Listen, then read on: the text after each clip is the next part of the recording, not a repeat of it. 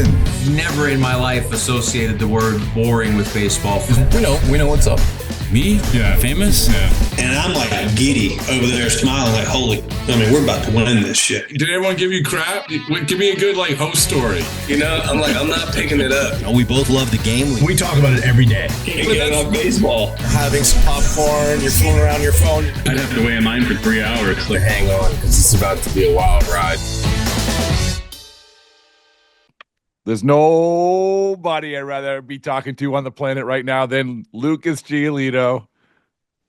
Are you shocked by that statement? I'm used to it now. I get it. But it always brings a smile to your face still, right? Yeah, I like it. It's a solid intro. Thank you. We can workshop it if you want. If you want to, you're a creative guy. If you want to workshop. Not really. I don't think I am. You aren't?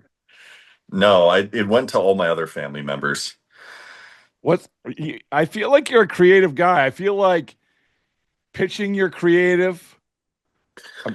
Pitching, I guess, is like the art form I practice in, for sure.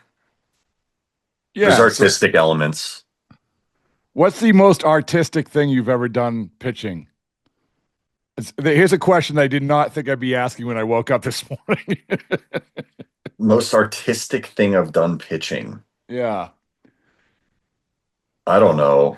That's hard. That's too hard. See, this is what I'm saying. I'm not very artistic. Okay. I can't even think. You want to just get right into the review of Severance? Is that what you want? Yeah. We could way easier. Yeah, we could. So listen, I was giving you the opportunity. Like, I don't know if you have you ever done the hidden ball trick or anything like that, or like never? Like, no. You ever throw like a one finger shit kicker? Or no. No, you have to be like athletic to do that kind of stuff, and I'm just like, give me the ball, I'm gonna throw it hard, mix in some change ups, keep it simple. How's that going, by the way? How's it? Give me the ball, throwing it hard, mixing in some change ups. How's that going? You feel good? Yeah, no, it's been really solid. Had my first live bullpen yesterday. And bouncing back from that really well, feeling 100%. That was because that's a big thing, right? It's like throwing, but you didn't know how you're going to feel the next day. Yeah, because like once the live bullpen is like a little step forward as far as like adrenaline because you're facing batters. And then obviously the next step will be a spring training game. I think I have another live bullpen scheduled for later this week and keep going from there. When's your spring training game? I gotta know because I don't know off the top of my head. Oh, you don't? Oh. Yeah, sometime the week after. Oh, I was gonna tell people to save their ticket stubs. Let's go. I mean, it's not in Lakeland. It's not in Clearwater. You better hope it's not in Dunedin. Like you're too. You don't. That's not happening. I don't care. Oh, really? As long as I get to. I don't care about travel. Like as long as I get to throw. Pitch again in a stadium and get to experience that again. I'm looking forward to the first one. I'm not too high maintenance when it comes to that kind of stuff. It's been a while, man. Like that's one thing you take it for granted, I guess, right? Mm-hmm.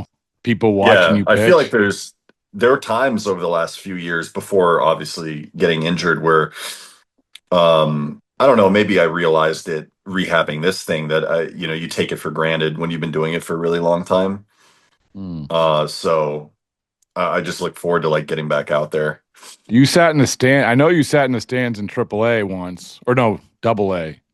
Yeah, AA. AA. That was my. Sorry, I don't mean to interrupt you, but that was my first day of playing catch. I know I was there. Yeah. I'm documenting the whole thing. It's like a 30 for 30. It'd be great. The most boring 30 for 30 ever.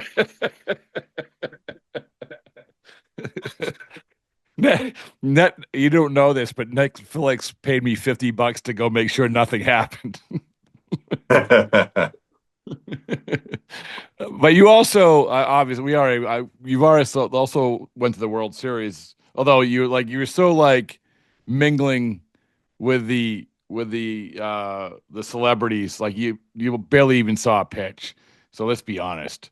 So that doesn't even count. You're like you weren't in the among the riffraff of the stands and that. You were up in the suite. And you were Yeah, they talking to had us. people. Yeah, they had us up in the MLB suite. It was very buttoned up. It was like you couldn't even pay attention to the game. Let's be honest. I mean, come on. I That's tried. I did my best. A good friend of mine was pitching. When Jack was pitching, I was very locked in. okay. And then, the middle innings, eating the spread in there and whatever. And then once it got to extra innings, we all locked back in, and then Freddie hit that homer. You just summed up the game. I watched Jack pitch. I ate some stuff. We locked back in. Freddie hit the homer. I got on a plane. I came back to Florida. There it is. Exactly. But reminded me of Jack. Like obviously we had talked about Max, your other guy. He signs, good effort. You can only do what you can do. But he signs with the Yankees. But then Jack had to wait, man. Like he had to wait. And I think that in my brief time talking to him, he really liked Detroit. Like I remember talking to him, and you probably talked about this, right? Because we said, "Oh well, hey, listen, the Dodgers. You're here with the Dodgers. They have the magic for me." He's like, "No, man, Detroit. Detroit was where it was like they were the ones that set me down the right path." Yeah, he really enjoyed his time there last year, and I was just talking to him the other day. He's very pleased to be back. He really likes the environment. He really likes his teammates there. I think they got a good squad built up. I don't know where the projections are, but they're kind of my favorite to win the AL Central. Mm. Yeah, well, if they could they just need a couple more starters, man. Like the bullpen thing can't work too much. I know that yeah, it's a bigger conversation.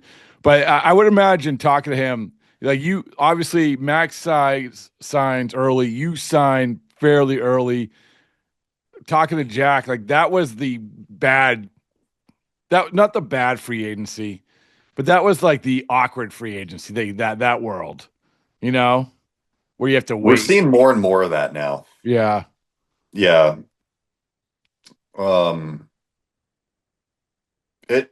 It'd be interesting to see go in a direction kind of like, I don't know if football or basketball does it, where you have a signing deadline. They should do it, but your union will never do that, ever. Oh, okay. I don't think. I like deadlines. I mean, I think it's a good idea. What I'm saying is I agree with you. Yes?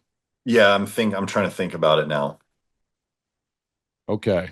Being on a podcast is not the time to think. You're supposed to talk. So we can move on. Okay, that's fine. I didn't realize I stumbled upon such a controversial subject. No, I don't. It's not necessarily controversial. I was just trying to think about what that would look like. Because I'm trying to obviously think of ways to benefit players, and it's dude having to sit at home when spring training's going on, and then eventually he gets signed. It's rough. Showing up to camp midway through, and you're not really acclimated, and that's when a lot of injuries can happen and things like that. But I think Lucas said that was the lesson from last year. I don't think there's as many of those guys, at least the high profile guys. Like Jack's a perfect example. Yeah, he had to wait, but he signed. So yeah, it's okay. It's okay. Some friends of mine still waiting, man. Yeah, sucks. There seems like there's a lot of people. I just contradicted myself in a matter of a minute, by the way. So, but it seems like, yeah. But so you don't have to name names, but are people what's that mentality like, you think, for them? I feel like it's frustrating. Especially if you've been around the league for a while, you have good pedigree. You're well liked around the league. There's things that you can offer to multiple teams, and it just doesn't materialize until maybe the last freaking moment. Yeah, it's interesting. Well, at this point, it's like you almost, you're in the world of see what teams have guys get hurt, and then that's the team you sign. That's where we are right now. But when have you? So you're in a contract year. Do you know that? Mm-hmm. That's accurate. I checked. I Mm-hmm. checked the Yeah. interwebs. It doesn't almost seem like that, honestly. Like, because I know that it is, but I think we're just looking forward to seeing you pitch. I mean, honestly, I'm not. I'm here to build up. I'm going to build you up right now. Ready? Okay.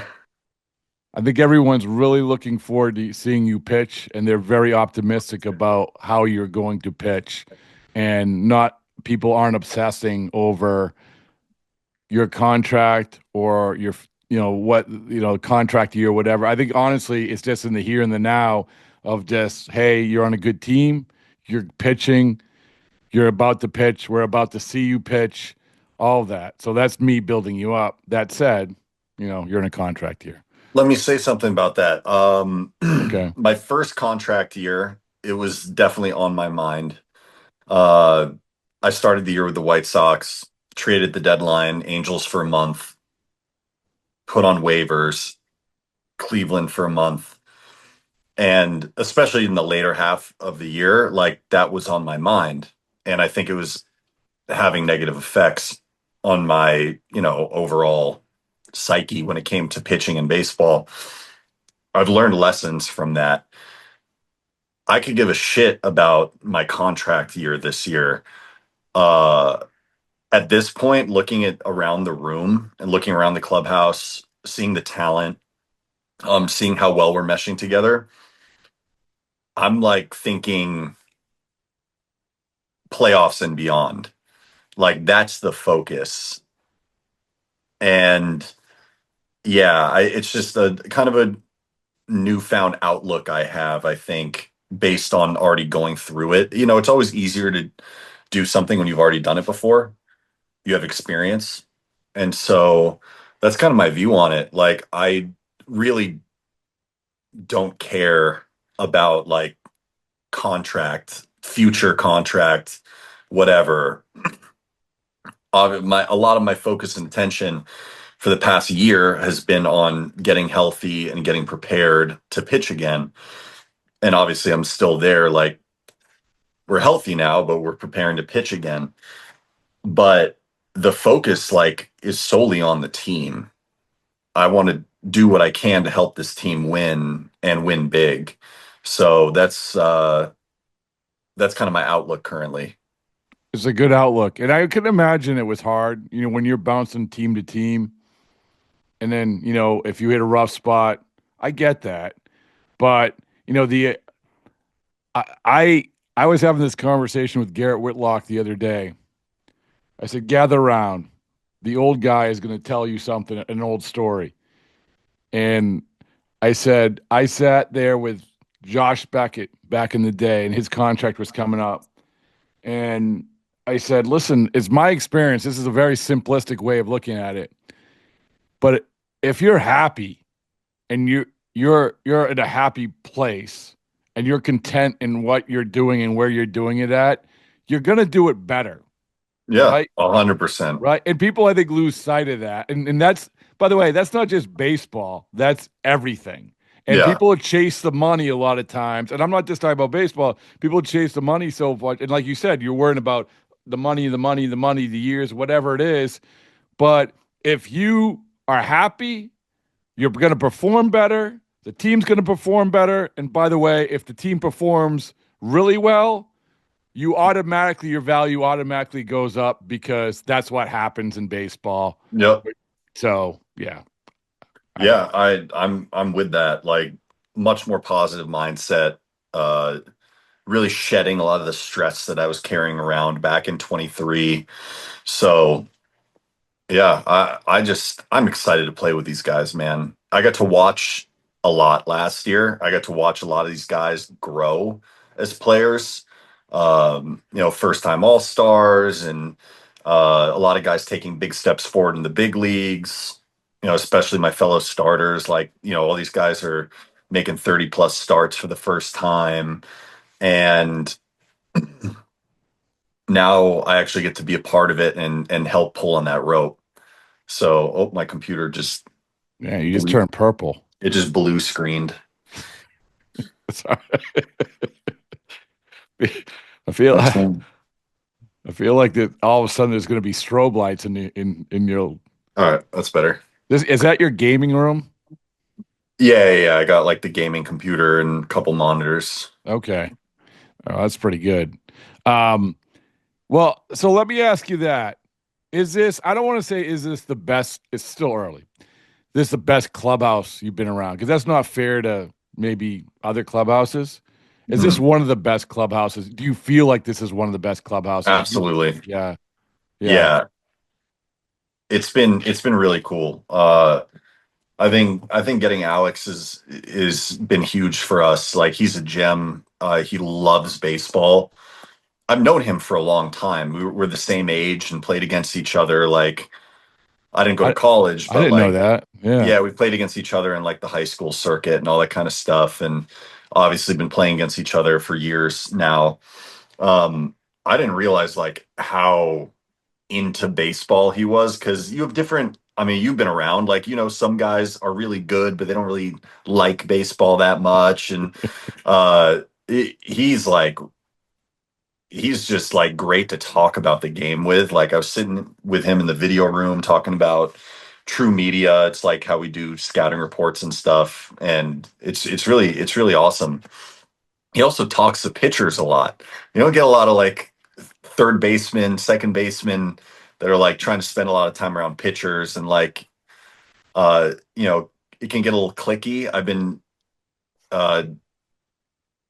around baseball for a long time, minor leagues and big leagues, where, you have your little cliques, the starters and the relievers and the out, so I think it's just been a really great vibe so far. I'm enjoying it.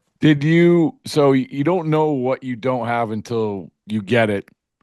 I mean, and like I said, there's a ton of positive from last year's team, but then you get this dynamic. And I've been screaming from the mountaintops. Maybe the last podcast we had, I was screaming from the mountaintops. It's like, hey, they Bregman like checks off 9 boxes, and I don't even know him. I didn't know him like you do. Mhm. But all of a sudden, when this guy gets dropped in, like, okay, this guy does check off 9 boxes, like 9 very important boxes. Like, this is more impactful than maybe even we thought. Yeah. Is that There's true? a lot of stuff. Everything's so based in analytics now. There's a lot of variables that get missed by, it goes beyond like, oh, fans aren't going to understand, like that's easy to say. Oh, fans aren't going to get what's going on in the clubhouse. Like, that's kind of like low hanging fruit. There's like just so many variables. You bring in certain types of players and types of personalities, and I think we just have a really good mix right now. And at the end of the day, we have to go out and perform. Like, that is what we have to do. That's what needs to be done. So until then, like, we're just going to continue to grow and build and get ready here in spring. But We what? can be judged at the end of the season. Yeah, scoreboard. Yes, it's a results business. It is a results business. Yes. But you can have fun along the way. But I think the ultimate, the great thing is that I think that everything that you said has already been like the litmus test, the test. And we talked about this, the Devers press conference, whatever. But the fact of that the Devers, Bregman, position, all that stuff, Cassis, all that stuff, you're still like, seemed like it was in that clubhouse, maybe not on talk radio, but in that clubhouse, it was a blip. It was whatever, man. Like, yeah, no one really gives a shit about that, because here, I'll let you. I guess I'll let everybody in on a secret. At the end of the day, it's like AC and Breslow that make those calls. Like, we are employees. We can have preferences, everyone's allowed to have preferences. Everyone's allowed to have an opinion. But at the end of the day, we are employees. We get paid to go out on the field and do what we're supposed to do. So if they tell somebody, oh, you're playing here, all right. At the end of the day, whatever helps the team win. So I don't know, man. I was like kind of astounded when I saw like what Rafi said, and I was just kind of like laughing, like I joked about it with him, and then 2 days later, I'm like, Jesus Christ, it's like a bomb went off on the internet. I'm like, damn, dude, no one here cares so much about that. Like, we're here trying to get ready to play. I think the thing was, Lucas, to be honest with you, is it was such a unique press conference more than anything. Yeah, maybe it was been, just because of the weirdness and like the uniqueness of it. no, and then and then obviously, and like you said, like even with the cast of stuff, it was all right. That's your opinion. That's fine. That's cool. But at the end of the day, I think, and the other part about it that I think people miss is that there's so much time. Like there's so much time for this to like sift itself out. And I'm not even talking about opening day. I'm talking about the first month, whatever it is. Mhm. The shit like sifts itself out all the time.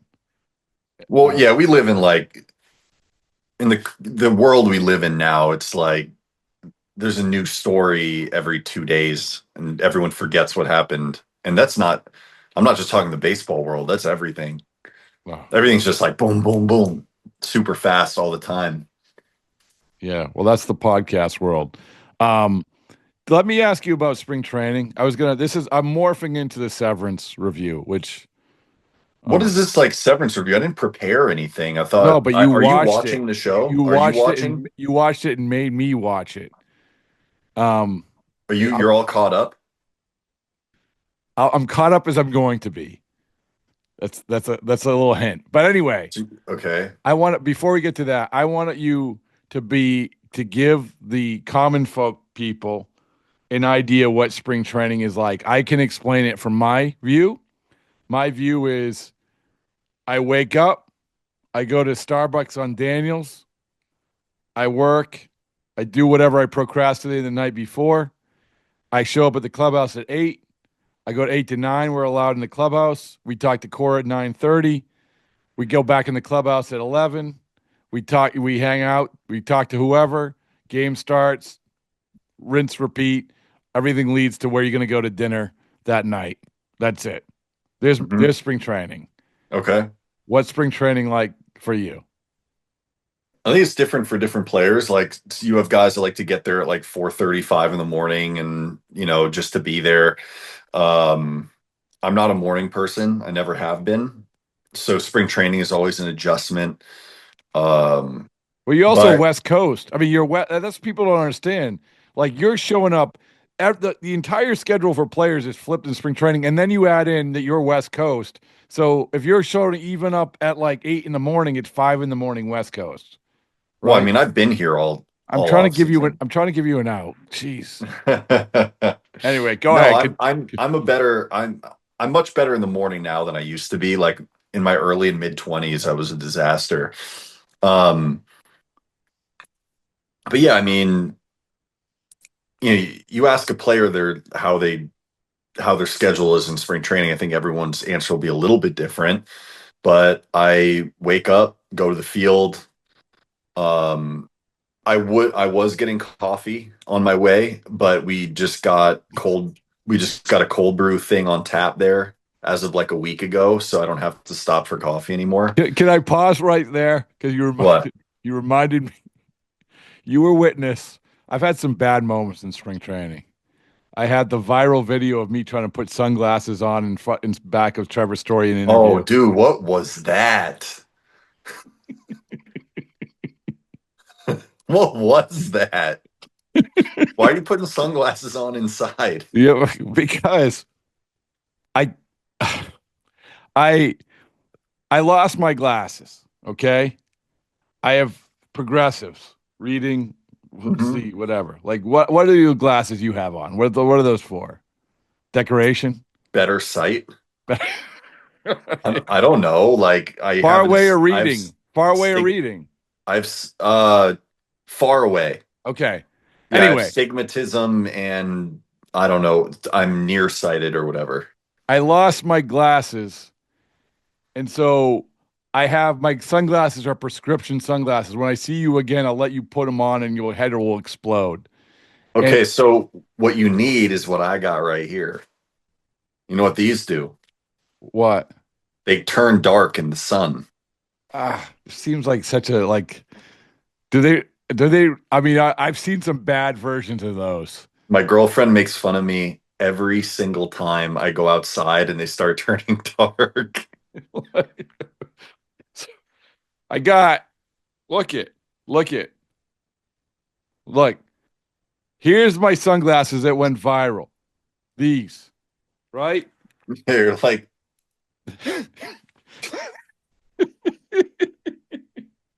So, in case people missed it, I was standing behind Trevor's story, and why are you in the camera shot?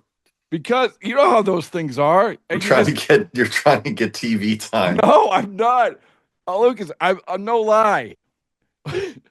That was the only place I was trying to get close enough to put my tape recorder, my phone in there, and so that was the only place behind it. So I turned on my recorder, but I'm so blind I can't see if it's running or not. So my only glasses were my sunglasses. So I'm literally, and I know I'm in the camera shot, and I'm praying that he doesn't say anything interesting because I know this is going to be a disaster. So I'm like fumbling with my glasses and poking my eye out, and it goes viral, and yeah. So anyway, that was it because I couldn't see if my tape recorder was running or not. That was it. So anyway, you're welcome. You're welcome for that entertainment. I That's told great. Story though. I said before spring training ends, we are going to do a simulation of you talking and me expertly putting my sunglasses on, perfect, like this. But the other moment, which wasn't as public as that one, we were talking. You know what I'm talking about? We were talking outside the clubhouse, and I just casually went to grab my Oh, Starbucks. dude. Yeah. I reached over on the table, grabbed my Starbucks. I only drink tea. I don't drink coffee. I hate coffee. And I'm talking, and that it was the coldest, most disgusting coffee that someone had been drinking for the last 3 hours. It was the wrong Starbucks cup. And I look over, and mine's like 20 feet away. But the fact that you were able to witness this, like, I'm a mess. That's what I'm saying. Like, Dude, you got to clean it up before you come back down here. well, it's by You the time had a people listen to this, you I'll had a be. disastrous week. It's. I feel like I don't know, man. It's you know. We'll say it again. It's spring training for everyone. Yeah. Anyway, where were you going? Oh, you were talking about you used to drink coffee, but now you have a cold brew and whatever. Oh yeah, back to the topic here real quick. I get to the field in the morning. We have a meeting at like 9 a.m. Sometimes it's really quick, like Ramon just goes over the schedule. AC is like, "All right, have a good day," and we're off.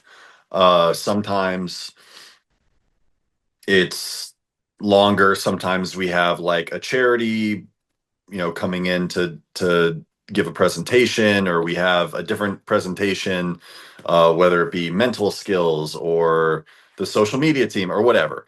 And so you have your morning meeting. Then me personally, I'm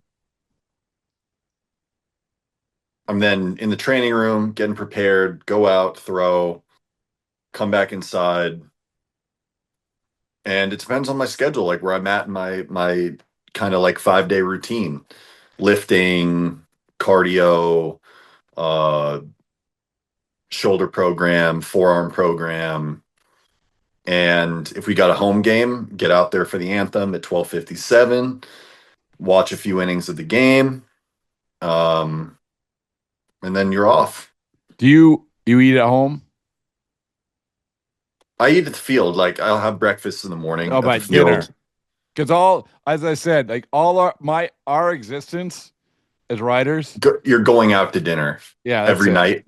Every night. Yeah, no, we eat at home. We eat at home. Okay. Go out to dinner sometimes. We also the other day stumbled upon a potential lawsuit that may make your family members very rich. Speaking The Twin Peaks thing? The Twin Peaks thing. Yeah. So people don't understand or don't know what we're talking about. Twin Peaks is a fine eating establishment that has really good chicken wings and a lot of TV. I've never been there. No? Well, they're really good chicken wings. Every time I've seen it, I'm like, this is probably like Hooters or something, and it's gross. No, it's not. It's not. Anyway. I know you're the biggest Twin Peaks defender.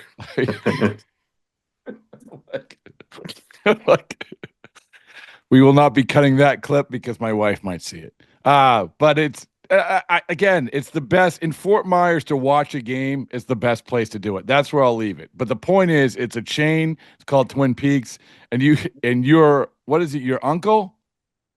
Yep, my uncle Mark. He co-wrote Twin Peaks with David Lynch. Yes, you like this was a bad moment for you. You said which do you think comes first? Of course, the TV show came first. It was like in the 80s. I don't know how long the restaurant establishment's been around. Right. No idea. Well, I don't know. We used to do, yeah. Well, I don't know. It's so whatever. But what I'm saying is that I think that your uncle has a case. At least get a cut of Twin Peaks profits, because you can't just like say something's Twin Peaks. Like you can't just do that. Twin Peaks, the show, is iconic. Yeah, cult classic. Oh, I mean, I think it's just a classic. Congratulations on it. So I'm trying to help the Giolito family make some more money. Anyway, That'd be the Frost family. Okay, the Frost, which is obviously your grandfather's. My mom's side, yeah. Mom's side, yeah. So, and in case people missed it, on the last episode, your mom acted with Billie Eilish's mom, which I still like. Is right, correct? Yeah, they worked together on something. I don't remember what. Okay. Yeah. Well, I once again I've expertly segued into the meat and potatoes, The TV portion. TV portion. You were actually, when I saw you in person, the first thing you wanted to see was my tattoo, was rightfully so. It's the buzz of camp. Bradford got a tattoo, like the baseball. Everyone's talking about it. I showed it to you. Everyone was very impressed. And then I said, what movies did you see? Because we were going to have you do the movie review. But you haven't seen a lot of movies, but you have seen Severance. Nosferatu was good. Oh, did you see that? I didn't see it. Yeah, in theaters. Yeah. No, I didn't see it. Very artsy. I know. I enjoyed the cinematography. There's some really cool like shots and sound design elements. What would you honestly the plot, like the Dracula plot? Meh. Okay, so I was way more into like the technical side of that movie, like the filmmaking stuff, than like just like the story. As the movie reviewer, official movie reviewer, Baseball Isn't Boring, out of 10 stars, how many do you give? What I give to Gladiator 2? 6. You gave yeah, I think so. Nosferatu, 8.5. Oh, really? Yeah. Wow. I thought it was sick. Wow. I thought it was sick. That's pretty good. Really cool. That's pretty good. Wow. Yeah. I'm going to put it on the list. All right. So that's the cinema portion of it.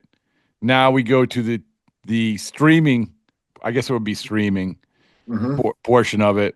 And you said, you keep saying Severance. Yeah. So knowing that we were going to talk, and I'd come home for a couple days. So I sat in front of the TV and powered through Severance. Oh, How much of it? 4 episodes. It should have taken root by now. Yeah, I think you're just uncultured. Like you don't get it. I'm not going to lie to you. I do feel that way because so many people said this is my sons. They're like, this is unbelievable. This is unbelievable. And I'm just like, maybe I'm just simplistic. Like maybe I'm just stupid and simplistic. So thank you for making me feel that way.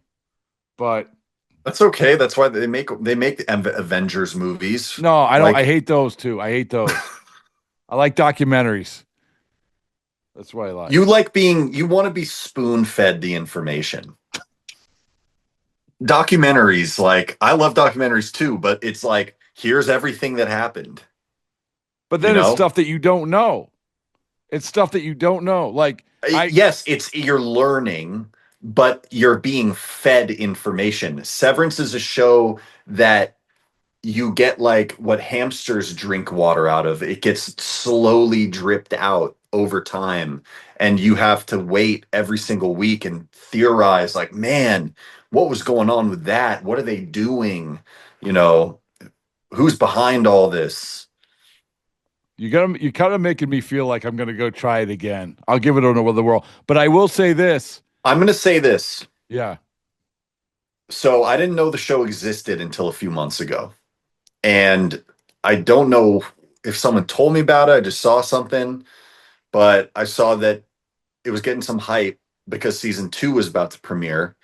And I'm like, holy shit, I didn't even know the show existed. Like I have Apple TV. So my girlfriend and I, we sit down, we start watching it. And I remember after the first episode, I was like, okay, this seems interesting. But the first episode is like just kind of establishing the world. There's not a lot going on other than like introducing the like core thing that's driving the plot with this whole severance chip and how it works for Mark, the character Mark and whatever. And I look over and Madalena's like, I don't know about this. This is kind of weird. And I'm like, I think we're gonna keep going on this one. This seems interesting. And like by episode 3, 4, it was like locked in. We binged through the first season. Like so fast, 3 days. And then we had to wait, like season 2 was just starting. I honestly have said, like, since streaming became a thing, I've been very spoiled with television where I just like binging through. Like that's my preference. Severance is making me reappreciate the weekly episode drop. Like it's got me into it again. Wow. Yeah. I mean, again, all right, I'll give it another whirl. Yeah, I'm not trying to force you. If you don't like it, that's fine. No, but I'm not lying to you. I feel like I'm missing something. Like I feel like it's just so out there and like it's really well acted. It's well written. Here's a great analogy because it all ties back to Seinfeld. Did you watch oh my god, why am I forgetting the name of it? White Lotus. Did you watch Succession? I watched some of it. I followed that. That was okay. You didn't like Succession was 4 seasons. You didn't like watch all of it.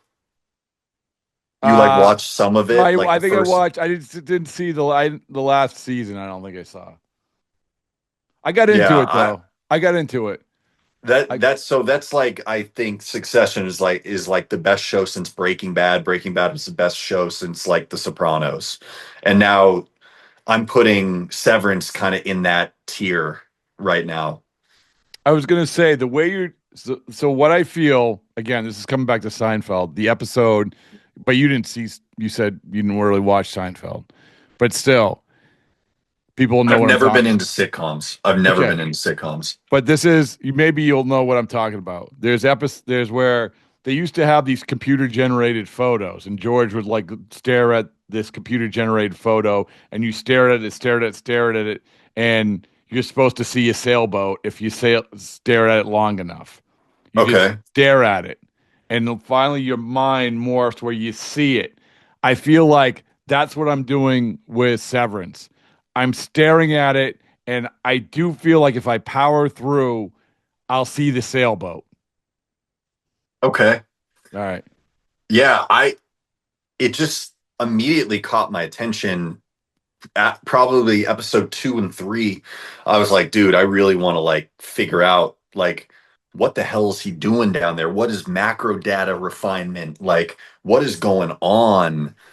And now we're halfway through season 2, and it's slowly trickling out like a little bit of information, and a lot more shit's happened. So I don't know. I think it's great. I do when I've watched it, and one thing that I do appreciate, Ben Stiller directs it, right? Mhm. Yeah. He's like the exec producer. I think he's directed 2 or 3 episodes, Okay. maybe. So I do appreciate the level of creativity that it takes to think, like, because that's one of the things when I'm watching it, as someone who tries to formulate a story, you try to like, oh, how would I formulate this story? The mind that formulates the Severance story, Oh yeah. it's mind blowing to me. So good for them, is what I'm saying. Yeah, I think like the main dude that wrote it, I don't remember his name, but I think it's been like a thing he's been sitting on for a long time. He might have been shopping it around Hollywood. I'm not really sure. Um, I'm sure there's interviews with Ben Stiller where he explains it all. Oh, I just haven't gotten into well, that yet. yeah. So I listen to Smartless, the other podcasts a lot, and they have people on. Adam Scott, obviously, he's been on. Mhm. Did you watch White Lotus? You watch White Lotus? Yeah, I've seen. We're actually like just halfway through an episode 3 of it right now, Okay, all right. of the third I season. really love White Lotus. So there you Yeah, go. White Lotus is great. Yeah. But I will also in my you gave your pick to click the people which should prioritize the simplistic documentarian that I am. I did like going back the latest O.J. Simpson one on Netflix. Mm, yeah. I mean, you were too young for that, but it's worth a watch. So, Are you like a big documentary head, like oh the yeah, classics, like Thin Blue Line and stuff like oh that? yeah, Man Yeah. on Wire. Yeah. I'll give you another one. Air Guitar Nation, Air Guitar World Championships. Great. Air Guitar World Oh, Championships. oh, so good. You don't like documentaries? Spinal Tap. That's, Best in Show. I love all those. I just watched Mascots the other day, which is sort of that troop. So, yeah. So anyway, I know that Yeah. everyone cares about this. So anyway, but I could talk about this all day. But we once again we've educated a lot of people today. That's the most important thing. On And what? We have? On what? I know this. I appreciate you coming on because I was feeling pretty good about myself, and now you've had a really shitty spring training, and you're too stupid to understand Severance. So it's good. It's good to be humbled. Damn, making me sound like such a dick. No, I'm not. No, I I'm prom- not. No, I'm not. It's good. No, I know. I know. This is. I come back to. I don't know how much you listen to podcasts or whatever, but I do listen to. I'll give another podcast a big plug. Smartless podcast with Jason Bateman and Will Arnett and Sean Hayes, and I think, and we talked a little bit about this, you, me, and Onavino, just about the landscape of podcasts and stuff. Mhm. I do think that this is what it is. Like, that's a great podcast. Yeah, sure, they have unbelievable guests, but they're busting each other's balls all the time. Like, it's Yeah. not, and that's, that's what it is. And I think that unfortunately, if there's too many media elements, that aren't podcasts, or even some podcasts that are too rigid, that don't make me feel like I need to improve myself. Anyway, but so the last thing you will, I like how we're ending the podcast by talking about podcasting. yeah, it's like Severance. Yeah, it's very meta. That very meta. Are you so you will come up to the broadcast booth at some point, or at least there's a 50% chance? Yes. No, I'd like to. I'd like to. Just, like I said, just let me throw in a real game first and we get acclimated. You're asking me to do it on our first game. I know. Like game one, like everybody's in the dugout all excited. You want to pull me away from that? Let's be honest. You did not see the final out of that game. No, I did not. No, I didn't see the final out of the game, but I was in there for a solid 4.5, 5 innings. Like, okay. But the point, I think the reason why was because those games, those early games are the games where you can just like chop it up. We're just talking. Because when it gets to March 17th. When are you coming back? Oh, when people are listening to this on Thursday, I will be in Lakeland, Florida. Oh, nice. Yeah. So anyway, we'll work it out. I appreciate it. Yes, sir.